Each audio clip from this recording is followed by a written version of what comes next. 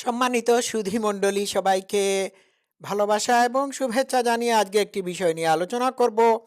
আজকের আলোচ্য বিষয় হলো কিভাবে ডিফিকাল্ট টাইম বা কঠিন সময়ের মধ্যে শক্তিশালী অজেয় পাহাড়ের মতো অঢল থাকবেন এবং সমস্ত বিপদ আপদকে মোকাবেলা করবেন। তাহলে আসুন শুরু করা যাক। দেখুন, আমরা যখন ডিফিকাল্ট টাইম আসে তখন আমরা হাহুতাশ করি। আমাদের সাথে যা কিছু ঘটে যায় সেই ঘটে যাওয়া ঘটনাকে আমরা অ্যাকসেপ্ট করতে পারি না, এবং শুধু অ্যাকসেপ্ট করতে পারি না যে এমন না, আমাদের হারিয়ে যাওয়া জিনিসের জন্য বা হারিয়ে যাওয়া কোনো কিছুর জন্য আমরা হাহুতাশ করি। কিন্তু এক্ষেত্রে আপনার কট মানে শক্তিশালী মন বা শক্ত মন আপনাকে এই ডিফিকাল্ট টাইমকে ওভারকাম করার জন্য সহায়ক শক্তি হিসাবে কাজ করবে। আপনার যে কোনো আপনার সাথে যে কোনো ঘটনা ঘটে যাক না কেন, আপনি যদি এই ঘটনাকে অ্যাকসেপ্ট করে নিয়ে এটিকে এমব্রেস করেন, এটিকে আপনি সহজভাবে মেনে নেন, তাহলে সমস্যা আর বাড়বে না। আপনি এটিকে অ্যাকসেপ্ট করে নিয়ে আপনি ফার্দার মুভ হতে হবে। দেখুন, অতীতের ঘটে যাওয়া ঘটনার উপর আমাদের কোনো নিয়ন্ত্রণ নাই। যে জিনিসগুলোর প্রতি আমাদের নিয়ন্ত্রণ নাই বা যে জিনিসগুলো আমাদের ক্ষমতার বা কন্ট্রোলের বাইরে, সেই জিনিসগুলো নিয়ে আমরা যদি টেনশন করি বা দুশ্চিন্তাগ্রস্ত হই, তাহলে দুশ্চিন্তার অবসান হবে না। এটি হবে কাইন্ড অফ মেন্টাল টর্চারের মতো। আপনার অতীতে কোনো কিছু হয়ে গেছে অথবা গতকালকে কোনো কিছু হয়ে গেছে, এটি তো হয়ে গেছে। এই হয়ে যাওয়া ঘটনাকে আপনি আর ফিরাতে পারবেন না। তাহলে কি করবেন? যখন ঘটনাটি ঘটে গেছে, তখন ওই ঘটে যাওয়া ঘটনার পর থেকে আপনি ফার্দার মুভ হতে হবে। আপনি এটি থেকে শিক্ষা গ্রহণ করে আপনি ফার্দার কাজ করতে হবে। যেমন ধরুন, অজুর ধারায় বৃষ্টি হচ্ছে। আপনি কি বৃষ্টিকে গালিগালাজ করে বা অভিশাপ দিয়ে বৃষ্টি বন্ধ করতে পারবেন? বা আপনি যদি বৃষ্টিকে ধমক দেন, বৃষ্টি বন্ধ হয়ে যাবে? যদি, কারণ এটা আপনার কন্ট্রোলের বাইরে। তখন আপনি কি করবেন?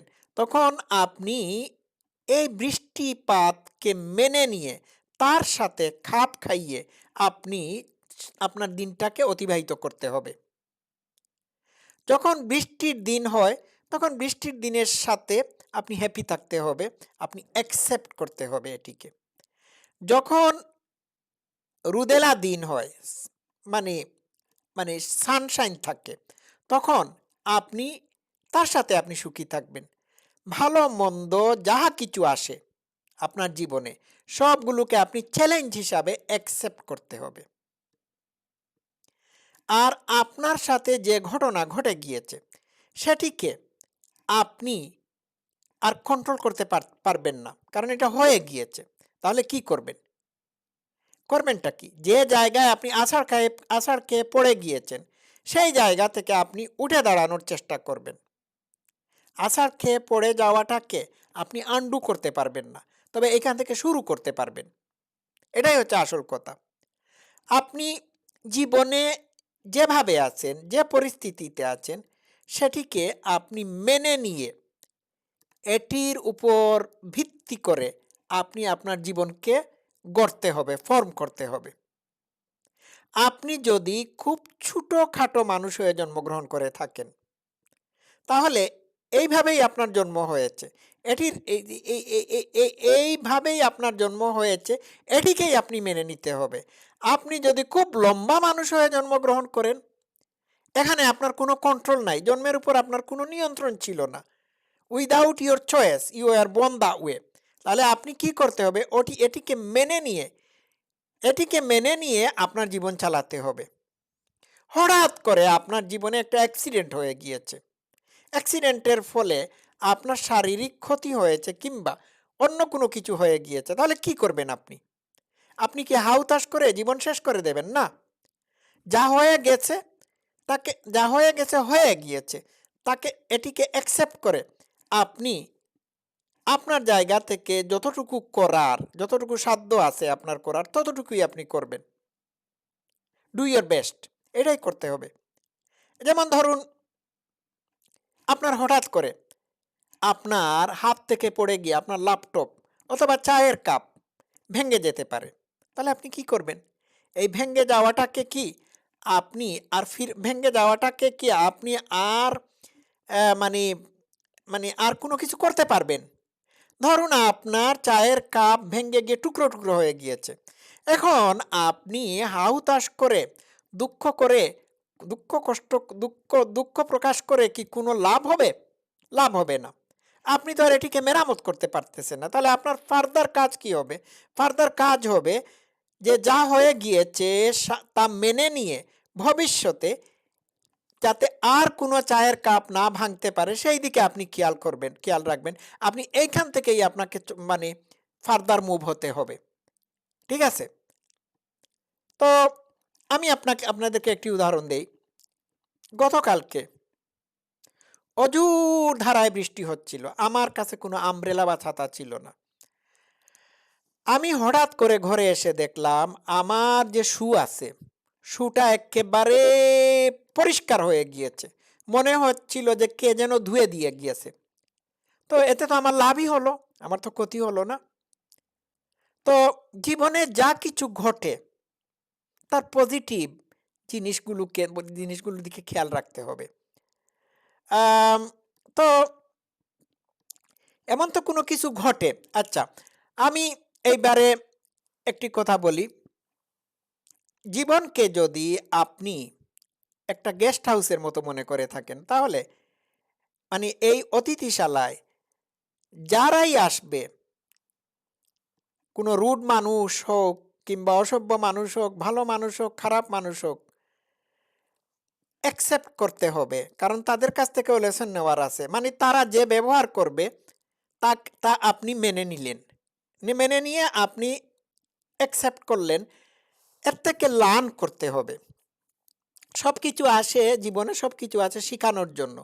আপনার কঠিন মুহূর্তটাও আপনার জন্য আসে আপনাকে শিখানোর জন্য। যেমন প্রচুর পরিমাণে বৃষ্টি হলে রাস্তাঘাট পরিষ্কার পরিচ্ছন্ন হয়ে যায়। যেমন আমার জুতাটি পরিষ্কার হয়েছিল, সাফ হয়ে গিয়েছিল।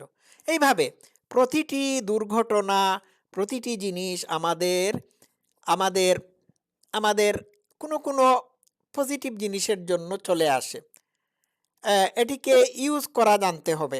আচ্ছা, কেউ যদি আমি আগেই বলেছিলাম আপনার চায়ের কাপ ভেঙে গিয়েছে, টুকরো, টুকরো হয়ে গিয়েছে। তাহলে আপনি এইখানে এইখানে আপনার কি করার আছে? এখানে আপনার কোনো কিছুই করার নাই। এখানে একটা জিনিস আছে, সেটি হচ্ছে আপনার রিঅ্যাকশন। এই ভেঙে যাওয়া চায়ের কাপের প্রতি আপনার রিঅ্যাকশন কি হবে সেই ব্যাপারে আপনার সম্পূর্ণ নিয়ন্ত্রণ রয়েছে। এখন আপনার রিঅ্যাকশন যদি হয় এইরকম, দ্যাট ইজ ইট, হয়ে গিয়েছে ভালো, এইরকমই হওয়ার কথা ছিল, আপনি মেনে নিলেন, আপনি হ্যাপি। আপনাকে কেউ মারাত্মকভাবে গালিগালাজ করে ইনসল্ট করতেছে, যে গালিগালাজ করে আপনাকে ইনসল্ট করছে বা অপমান করছে তার মুখ তো আপনি কন্ট্রোল করতে পারবেন না, এটা আপনার চয়েসের বাইরে। তাহলে আপনি কি করতে পারবেন? আপনার রেসপন্স বা প্রতিক্রিয়াকে আপনি নিয়ন্ত্রণে রাখতে পারবেন। হয় আপনি তার মতো কঠোর ভাষায় তাকে গালিগালাজ করবেন, না হয় আপনি সুন্দরভাবে তাকে জবাব দেবেন, না হয় আপনি চুপচাপ চলে যাবেন। তো দুঃখ কষ্ট এগুলো আমাদের জীবনে আসে, বিপদ আপদ আসে, এইগুলোকে আমরা সাহসের সাথে মোকাবেলা করতে হবে। যা হয়ে গিয়েছে হয়ে গিয়েছে, আমি এটিকে অ্যাকসেপ্ট করে নেব। আমি যদি এখন প্যারালাইজড হয়ে যাই, তাহলে আমি হুইল চেয়ার বন্দি। তাহলে আমি ওই হুইল চেয়ারের থেকে আমার যা করার আমি তাই করব। আমি ওটাকে মেনে নেব। আমি যদি মেনে নিয়ে আমি ওই হুইল চেয়ার বন্দি থাকা অবস্থায় এর মধ্যে আমার সীমিত পরিসরে আমার শক্তি প্রয়োগ করে আমি যদি কোনো কিছু করার চেষ্টা করি, তাহলে এটিই জীবন। এইভাবেই আমাকে অ্যাকসেপ্ট করে নিতে হবে। দর্শক শ্রোতারা, আজকে অনেক কিছু বললাম। সবাই ভালো থাকবেন। Love you all. Thank you so much.